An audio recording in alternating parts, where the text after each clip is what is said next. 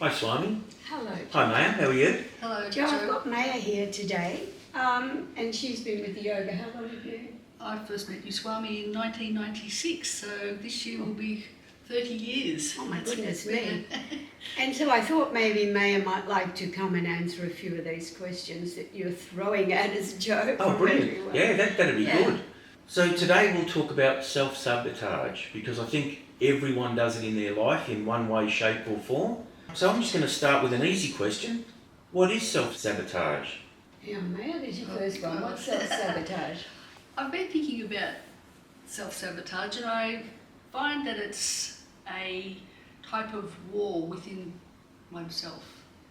Sabotage, when I hear the word sabotage, I think about, espionage and all those type of things. So self-sabotage usually comes, I think, from the mind, and that it can be conscious or not conscious. We can have motivations and we do things without really realising why we might, sabotage ourselves. So it's like a negative aspect of ourselves, I think, Yeah, of the mind. that makes sense. Yeah, and it's a habit. It can become a habit or a way of being that's not very conscious. Okay, so can you reflect in your journey and give us an example of how you've felt that you've self-sabotaged yourself in some way, shape or form that's made you realise after it that, oh geez, I've done it again? Yeah, I think a good one for me might be relationships, Yeah. or friends or whatever. Is that I think I've tried to be in control and stop something that I fear. So say I met someone that I liked, and things got a bit rocky, and I thought, not comfortable. I'm not going to risk rejection or whatever. I'll do it first. I'll do it first. Where sometimes if you work through it, you realise that they had the same situation and it could have been worked through quite easily. Yeah, it's communication. A lack of understanding of myself. Yeah. And my own motivations at the time, and just not prepared to take that risk. Probably fear. Yeah. That's good. That's an example. Swami, have you got anything to add to that one? Not really at this point in time. Beautiful. What do you think can be the cause or causes of self-sabotage? Well, with you, Maya, it's fear, it would appear. Yeah. That would be. I think self-sabotage also is a lot of conditioning to do with it. We're conditioned to think this way and not that way. If you're going on a spiritual journey, the conditionings have to go. You've got to get rid of them.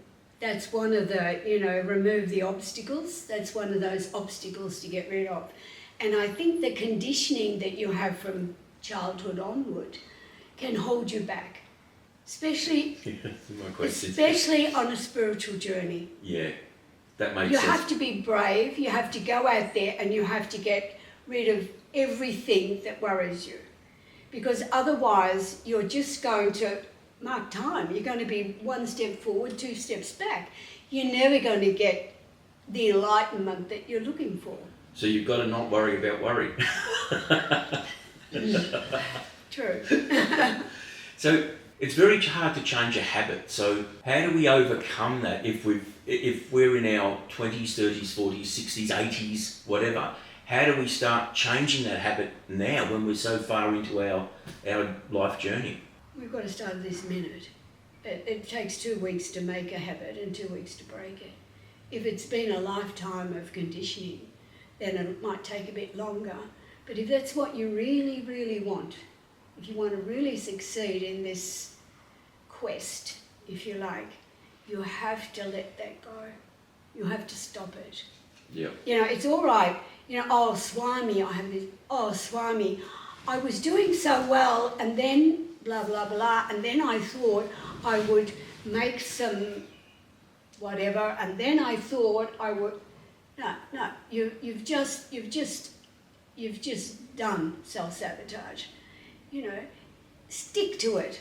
That Don't makes go sense. here, there and everywhere, because I know when I first started and I got people doing the puja, the Ganesh Yantra, which is a podcast that we've done, they put crystals all the way around it.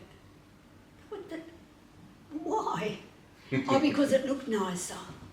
Yeah. You know, that you're never going to get where you want to go if that's your attitude. That's good. That's good. With having our guru is such a blessing, because if I've found throughout the years I've been Swami's chela, that if I make a decision to improve, the opportunity comes. You know, so say I want to change a habit, then the opportunity comes and you grab it then, you know. So once you make that decision, Yep. I think the inspiration and being within this vibration gives us that little push and support to move forward and, you know, take that action that otherwise, left to your own devices, you might not. And that would be my next question. What if people don't have a guru or a leader or a mentor? How would they cope with working through it? I think the opportunity comes in a different way. The opportunity comes, and so if you've made that decision, you have to stick with it, don't you? You know, you still decide. I think a good example is chocolate biscuits, right? Yeah. People would say, or any food addiction. So the first thing you do if you've decided not to eat them anymore, you don't go down the supermarket and put them in your cupboard. You know, put temptation in your path. Oh, I better write that. I better make a note. You know what I mean? So that's Yeah. so once that decision's there, you've got a whole lot of self-volition anyway. So me being And life is good. Me So being the life funny is bugger I good. am, you go into a party and there's a heap of chocolate biscuits on the table. How do you refrain from breaking that habit when they're right in front of you and you're in a different home? You move away. First of all, Yep. what do you need to do to not feel tempted? Whatever that takes, you could go and have a conversation with someone else, physically remove yourself. Yep. Eat a carrot stick that might be with some dips, I don't know. You know what I mean? No, it makes sense. No, so it you makes take sense. charge, isn't it? Yeah. You've made the decision and you take charge. So, ladies, what is the psychology behind self-sabotage, do you think? Okay. There's a whole lot. We're all different.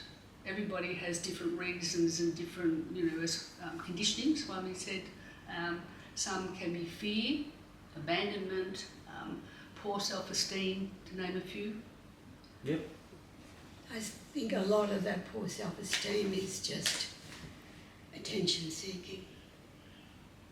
Yeah, I tend to agree because, as you said before, if you in previous podcasts, not necessarily this one, but if you want to achieve something, you go to work to achieve it. You don't start pitying yourself. You don't start saying, woe is me. You just get on with it.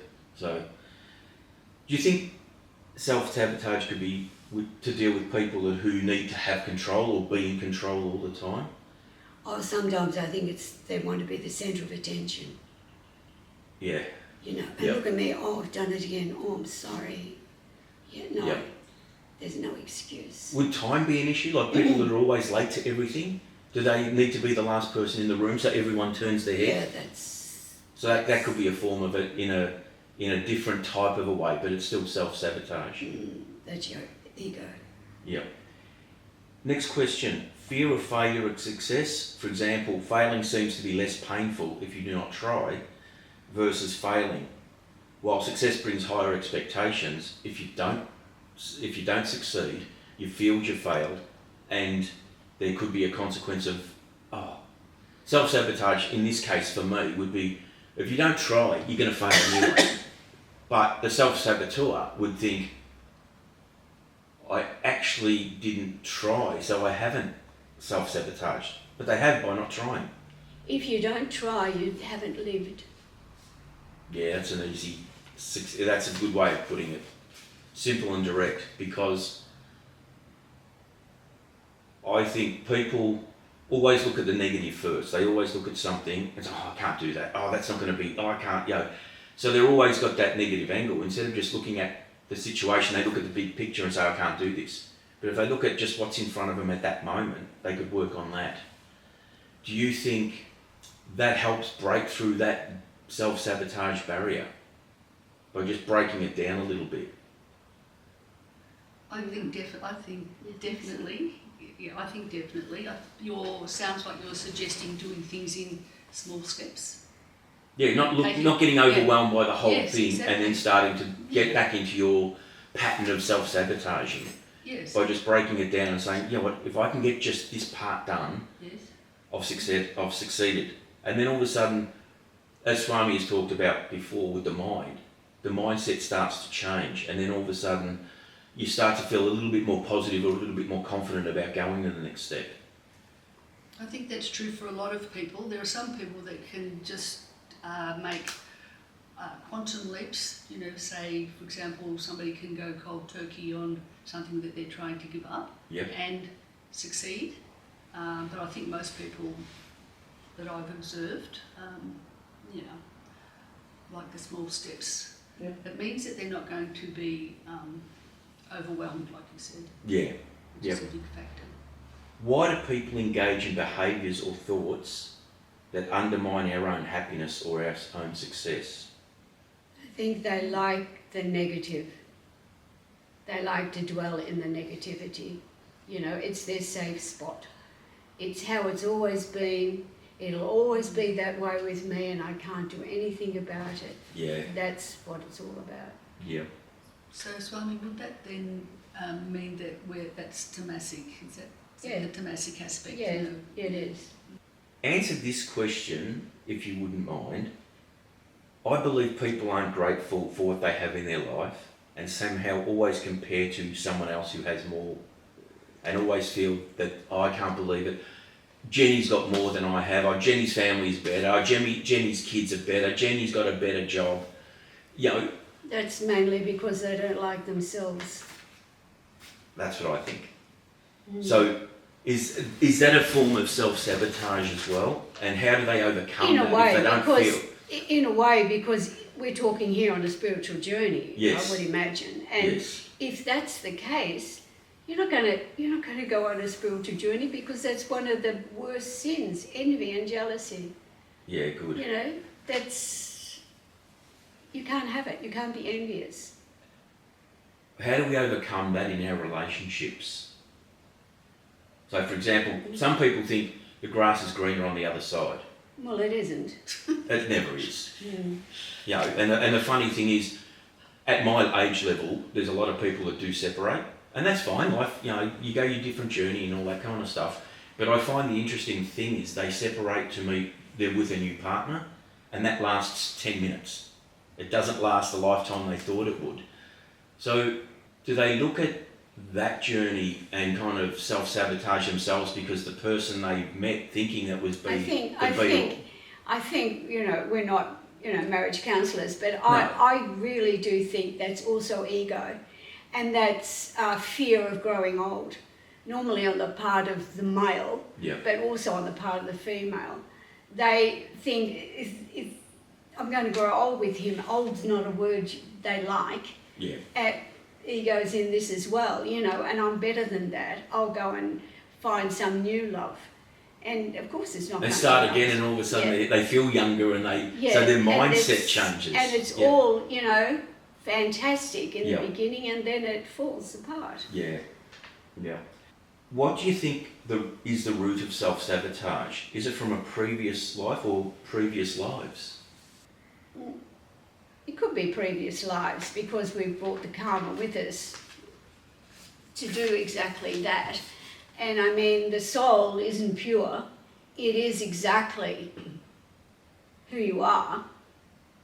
I mean, I remember, you know, being told that you are the mirror image of your soul. I thought, God, what a responsibility. So you have to remember that soul isn't pure. You know, we go up to the angels and we're all pure. No, we're not. So I think you bring a certain amount with it. You have the conditioning, you know, the karma of this life as well as what you've brought in. So you've got that conditioning, that all adds up to it. And I think that's where the self-sacrifice, whatever comes in. But what you have to realise, if you want the spiritual journey, it's tough. And you have to be tough with yourself. First of all, find out who you are so that you can go on this spiritual journey. Can you have that spiritual journey and still have your family, your loved ones around you? Or is it just a solo, okay, see you later family, I'm off because I need to follow God and 40 years later they still haven't found God or whatever. I managed hotels, Joe, and 2 p.m. was my time to meditate, and every staff member knew, oh, it's 2 o'clock, she's meditating. We don't, knock on the door. They can wait till 3 or 4 o'clock They before wait till they catch 3 up. o'clock, yeah. Yeah. I even had an auditor come once, and he was told, oh, she's meditating. He said, oh, well, wait. You can do it. Yeah, You can do it as a single parent. You can Yep. do it. that's good. Do you think, have you got anything to add to that, Maya, sorry? Really, just it's not, you're not really living if you just leave the world behind in one sense, are you? Yeah, that's true. I agree with On that. our level, Yeah. so... The mere mortal level. So, yes, the mortal level, the challenges of being with your family and Yep. the responsibility and all that are the things that actually are your spiritual life. If you've got that attitude, that's part of it. They're not separate, are they? No, I agree with you there. Mm. Do you think self-sabotage can come from childhood trauma? Yeah. Can bring fear. Yeah, Depends on the trauma, of course. of course. Depends on the fear, but it Yep. certainly can. Yeah, that makes sense. Do we play in our heads a feedback loop such as I'm not good enough? And how can we overcome it? If we believe we do that, how do we overcome something like that? I think you just have to be sure of yourself. Either you want it or you don't. If you don't, well, fine. Stay self-sabotaging for the rest of your life. But if you want to move forward, even a little, somewhat, Yes. forward in your path of evolution, and you want somehow to, knock the karma. Just let's, deal with it. Yep. Yeah, honestly. Mate? Yeah, I think if you are able to observe yourself and know that you have that tendency, that's already the first step, isn't it? Because a lot of us don't know. Yeah? And so once you do know that, you're talking about gratitude, whatever, if you know that, I see that that's a gift. That's the gift that then you can go, I have that knowledge, now I have a choice. Yeah. I think in the Bible somewhere it says, God asks, draw near to him and he will draw near to you. So he's asking you to take the first step.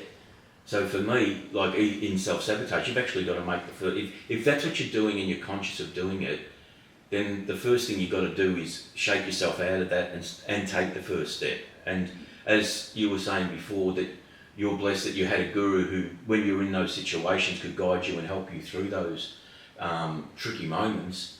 I think God or Buddha or Allah or whoever your God, whoever you believe in, will draw near to you as well.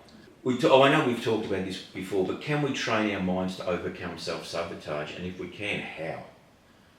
Because as we talked about before, it's a lifetime of self-sabotage. So how can we change that quicker? Because we're more near the end of our lives than we are at the start of our lives. So how can we help the younger people break through this earlier in their 20s and 30s instead of waiting until... I think affirmations are good at this, Joe. I've always told people, you look in the mirror, say, yeah, what a fabulous day I'm going to have today. It's all going to be great. I'm going to do this, this and this, and you do it. If you do that constantly, that's actually this affirmation, it works on the mind of subliminal traits. And this part of the mind is for habits and conditioning and all the rest of it. And that will help you to overcome it. Maya, anything? Yeah, absolutely. Yep. In addition, you read things that are inspiring to make you feel more positive. Yep. It's all about recognising the need to switch to positive thinking, which is exactly the same as... A friend of mine has sticky notes on his mirror. Yeah.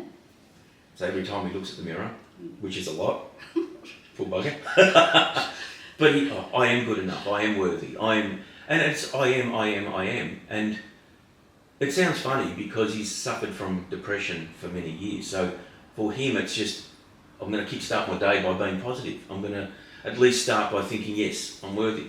And then, however the day goes, at least he knows he's started off the best way he can. Yeah. And if you're saying that you want to help young people, You know, isn't it, if you've overcome self-sabotage, it's your experience is the best way to help, isn't it? Because you know what it takes. Correct. For me personally, I think it's a positive mindset to start with, but it is still very hard for most people, and I'm included. You know, I kind of picture when you're younger, you go for a job and you get the job and you think, oh my God, I got it. So you're so excited, you're pumped, you're so excited. And then the first day you think, the first thing that you sit down at your desk and the boss says blah, blah, blah, and the first thing you think is, oh God, why do they catch me out? They're going to catch me out soon because I can't believe I was the best person for this job.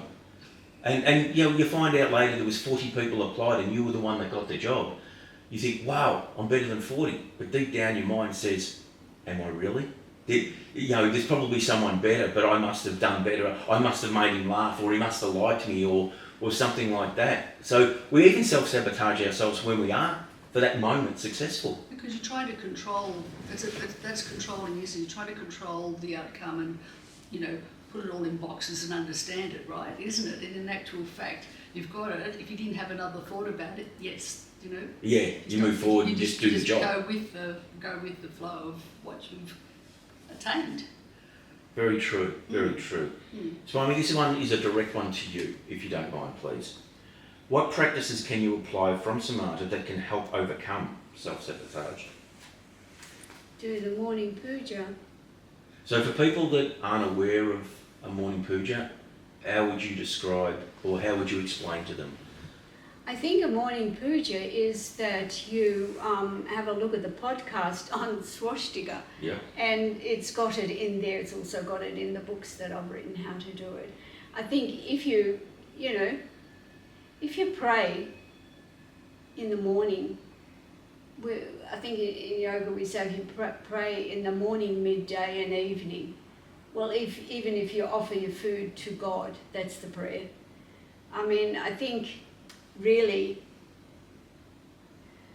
we're talking spiritual journey, aren't we, when we have these podcasts. Exactly. And I think that's the important thing.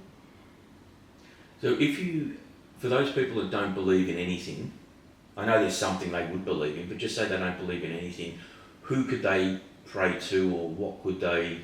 Then an affirmation in the mornings is good. Good. Yeah. Cool. I had someone who came to see me who meditated to a rock. He said, a big rock. I thought, that's really nice. It wasn't a rock lobster, That's was it? not going to help you, by the way. No, I wouldn't Not have with thought a so. I wouldn't have thought so. Okay, we've got a few questions now from other people that have emailed us in. So I'll just go through those questions and feel free to answer either or both or whatever. So the first one's from Kate. How can self-sabotage present itself in our lives, and are there different types? Of course there are different types. It depends on the situation and how your reaction, and change your mind. So that is a big thing in self-sabotage, You've really change got to your mind. dig a bit deeper and change. Yeah, the way you realise, think. hang on, I've done this again. Why am I doing this all the time? It's That's true. That's And true. take a breath, think about it. Why am I doing this all the time? Oh, I'm afraid. Yeah, that's what you're going to think. And then you think, I'm afraid. So what am I going to do to stop the fear? Mylene mentioned a really good question the other day in an email, which will be in another podcast, but she mentioned that you've always taught, I think it's contemplate, meditate, discriminate, or That's something. right. And that's exactly what you've just mentioned in a way. Yeah. So when she mentioned that, I thought itself, like she did mention that it could be a podcast in itself. I think it could be a question and answer thing, but it's definitely worth discussing. A lot of people don't understand contemplation. No. So I think, I really would like to do a podcast on Brilliant. contemplation. Brilliant. So can self-sabotage be a deeper fear of success or the unknown? And this is also from Kate as well. Yeah, it is. And knowing Kate, that's what it is.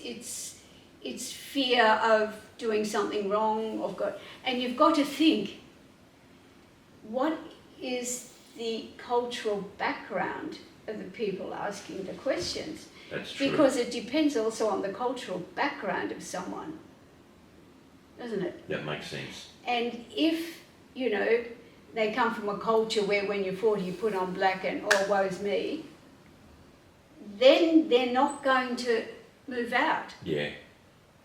Not going to put milk in the coffee, are they? They're too afraid. No. It's always black. I like black. Yeah. So you have to think about that for the person. I mean, we're answering questions as if, you know, it's just, you know, Australians who are asking, but it's not. It's also people from other Correct. countries, and we have to think about where they're from, how they think. I think that's important too. I agree, because that's why I asked the question before Yeah, about believing in and God or not. to overcome that cultural, if you like, negativity. Yep. It's hard to move out. Yeah, that does make sense. The next part she's got is a spiritual test as our lower mind tricks us into steering away from our higher values and goals. Yeah. So is it a spiritual test or a mind trick? I think it's both in a way, because when you're going on a spiritual journey, you'll always be thinking, oh, is this right or is that, you know? So you've got to think about, it's on both counts, it would be. Yeah, that makes sense. The next part is how can we best armour ourselves in the battle against ourselves and self-sabotage? Change your mind. So if anyone's not getting it or understanding this podcast, you really need to start changing your mind and start focusing on that, and everything else will come after that. So anything to add to Swami's change your mind? Because I think that's straight, direct, and I don't think needs adding to, but... It doesn't really, No. What can we do to break the cycle forever? I think you can't break it forever, because you're always going to come up against something. You can't break forever, because this habit, although you might have gone past and cleansed it from the mind of subliminal traits, it is also caught in your auric field. So if it's caught in the auric field, it will somehow work its way back to you, and you might be, really, well, you might be a guru, right? And all of a sudden, you start self-sabotaging. How did this happen? Yeah. Because I have not actually totally got rid of it. It's still hiding in my auric field. Now, people who listen to these podcasts know exactly what an auric field is. And an auric field has layers like probably 52, maybe more. And you see, it works out, and then it comes back. And I always think, if it's going to come back, first time it comes back, tag it. So that as a yogi, you should be meditating and, increase your awareness. So this will come back and you think, oh, hang on, the circumstances, I don't want that. No, I don't want that. That's self-sabotage. I'm not having it. Oh, that's actually a really good answer. May? I found with myself that the more I understand myself, and it's a very long journey, the less I sabotage myself as well. Yeah. So, by really making the time, have a really good look at everything and taking the action.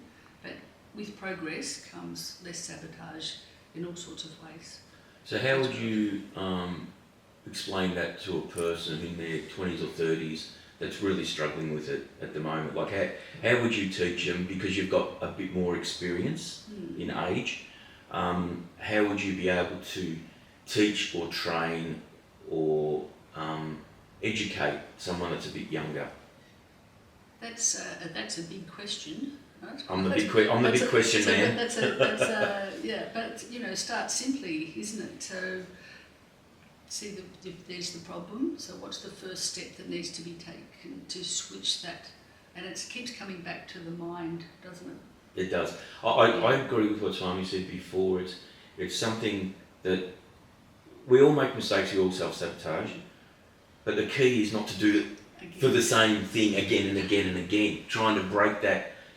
Use the mind to break that cycle of that particular one, because then once you can break one, you start to work through the others. And as we get older, we get a bit wiser, we get a little bit more not worried about what the world thinks. We more worry about what can I do better and what can I do smarter, which then makes me ask the question from Kate again, if we recognise it in people we care about, how can we best help or support others in that correct and ethical way without taking on karma that's not our own?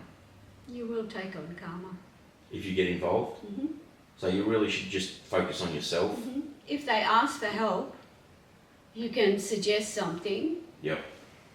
but it's their journey, not yours. That's a good, yeah, that makes sense. Absolutely. Because we don't know, we see that one part, but there could be 25 parts behind that that makes them think the way they do or makes them self-sabotage the way they do because of their own, I suppose, history. Maya? Monkey mind. So I guess you can, we're capable of finding lots of ways to, re-sabotage ourselves on the same issue, and yeah, you do have to really chase it all up. It's there. Yeah. Now, question for Maria. Why do we lose ourselves when we self-sabotage? Well, because you've failed. You feel that you've failed. So you become depressed. Do you feel you kick yourself when you think, oh, I've done it again? Like, is it that type, or is it just a more deeper? I think with failed. Maria, it's much deeper. Yeah. Yeah. So that when she feels that she's self-sabotaged, she's sort of angry with herself. Feels lost and depressed.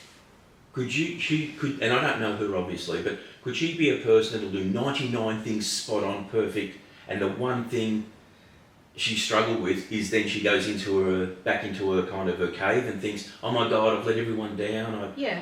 Okay. Yeah, so that's hard. So that's, as you say, with the mind thing again, it's something that everyone has to work on, not just Maria, but everyone has to work on. If she looked at the things that she can do well, that would change that mindset. So if you are negative, you think of the positive. Yeah. It'll change the mindset because the positive defeats the negative. So does doing what you love help with that? So if you love cooking, for example, getting into the cooking mode and all of a sudden you're forgetting everything else but what's in front of you right there. Yes, that would help. I wonder if she's a cook. Very good one, actually. There you go. We've got some questions from Mylene. I'm going to start off with a little what she's got here because I think it's pretty good. I only realised recently how much impact self-sabotage has had and is having in my life, and I don't really know how to stop it. So maybe just there, if you could just add something, how can she stop it? Well, she knows what's sabotaging and she knows how to stop it. She only has to do it. She has to do it. Yeah. Right. Mate? Yep. Same? How do we know when we are engaging in self-sabotage? Are there signs to look for? Yeah, because you say to yourself, oh, I'm doing this again. Why is my life still like this and I thought it was going to be better? This is the sort of thing that happens. So can we blame self-sabotage on our crappy life at the time? Yeah, you can blame it on whatever. Yeah, it's that's easy, it. isn't That's it. it. You instead of getting out and doing blaming it on yourself, Yeah. getting and doing it, yes. Yeah. What questions should we be asking ourselves when we decide to do one thing over another to identify whether it is self-sabotage? Well, you know it's self-sabotage if you keep doing the same thing and it becomes the same thing and then you get depressed, why have I done that? That's... So do people do the same thing expecting a different result? Yeah. Yeah. Quite often. Yeah. That's the first sign of, don't we? And if it was the choices you're making, if they're the right choices, you feel differently, don't you? Yeah, that's a good point. You do. You feel happier within yourself or content within yourself when you know you've made the right choice. Yeah. And if you know how you're feeling, that's another way of understanding yourself and seeing that wasn't a good thing to do. Yeah, it's funny you say that because the first thing that comes into my mind is I always back my gut. So if something happens, I think, oh geez, And sometimes it's sending a text to Swami. Oh, Swami, how you going? Hope you're well. Or, oh, Swami, I want to chat about something. And Swami will come back and go, oh, I can't believe this. I was just thinking about you. It's just that split thing you do. You act on stuff when it hits you. And so many people, they leave it to later, and then they don't do it. And that can break I think it can break that, whether it's a guru connection, whether it's a God connection, or whether it's just you're listening to your gut, as I say, or the spirit, or whatever other people say. Sometimes we've got to be more in tune with that, which could then help with the self-sabotage thing. Because if your gut says, just make that phone call, you're not stewing on something and looking for all the negative answers before you've even made the phone call. So, yeah. When we want something, how do we know whether it is truly good for us or whether it'll only do us harm? When you want something, it's not a spiritual wish. It's a worldly wish? It's or a physical just your wish? own physical, I want it. Yeah. Because if you're on a spiritual journey, you're not supposed to want things. You're not even supposed to want the end effect. This is what humility is all about, isn't it? Yeah, that's a good point. Mm-hmm. That's a good point. Is self-sabotage a way for the ego to keep control? If so, how does that work? Well, we just all have gone through this. Yeah, of course, if the ego says, look at me, Yep. I'm in charge here, you're not going anywhere, we'll just keep going. And if you want to move on, you'll have to look at the ego. Yeah. Have to learn how to spell humility. I think underneath all of this we're talking about change, trying to change things too. And with change, I think change is one of the hardest things to do, and it takes time, doesn't it? Say you've gone from this situation and you want to be in another situation that is better for you. Those steps in between are the ones where most of us trip up. We don't have the patience. Because we don't like change? Or the persistence. We don't like change because it means we have to move. We have to get out of that inertia and move into something proactive, isn't it? Yeah. And so that's why you do the small step that we talked about before, but recognising that change takes time, and that if you decide to change, you have to be really patient with yourself, with your circumstances, but committed. Yeah. I think it's like a process. It's not like that. You need to change your mind like that, but the actual process takes quite a while, and it's good to remind yourself of that so that you can just, persist. Yep. Does it come from fear and attachment? Or can it come from fear and attachment? Yes, it can. Can it come from trauma and low self-esteem? Well, trauma we have discussed, but the low self-esteem thing I know we've kind of touched on, but I would think it could as well. Yes. Okay, this is a good one in my mind. In short, how do we go from being our own worst enemy to our best friend? Which I think is a smart way of putting it, because we beat ourselves up sometimes. You have to like yourself. And most people don't like themselves. Why do you think that is, Swami? Oh, because, I could look better, I could look like this one or that one, or I could be thinner, or I could be more intelligent, I could have a better job, I could have a better house, I could have a better husband, a better wife,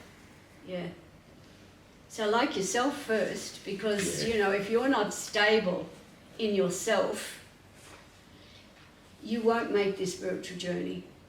I agree. Yeah, I think You that's true. absolutely won't. You need to start off with yourself first. You As have they to say, be- you can't you love have to be someone else if strong. you can't love yourself. In the sense that Yeah. you got to be happy with who you are as a person. You have to be standing in your own self. Yep. Do we use self-sabotage as self-punishment for something we did and have not forgiven ourselves for? No. No? That's nonsense. Are there anything else any final thoughts or comments you'd like to add? No, I think we've given you all the clues, really, to like yourself, to stand in yourself. Only when you stand strong in yourself can you make the spiritual journey. And if you're going to be doing always one step forward, one step back, then, you've only got yourself to blame. So change the mind. Yep. So the thing is to change your mind, Yep. change your attitude, and you'll change your life. Beautiful. May, anything to finish us off with? Yeah, understand yourself. If you more you understand yourself, which is all of that, that's all the same thing, isn't it? Understand, take action. Excellent. Thank you, ladies. Thank you. Thank you for joining us in another episode of the Teachings of Samata. For further information regarding these teachings with Swami Durgananda and the products, please check out the website below.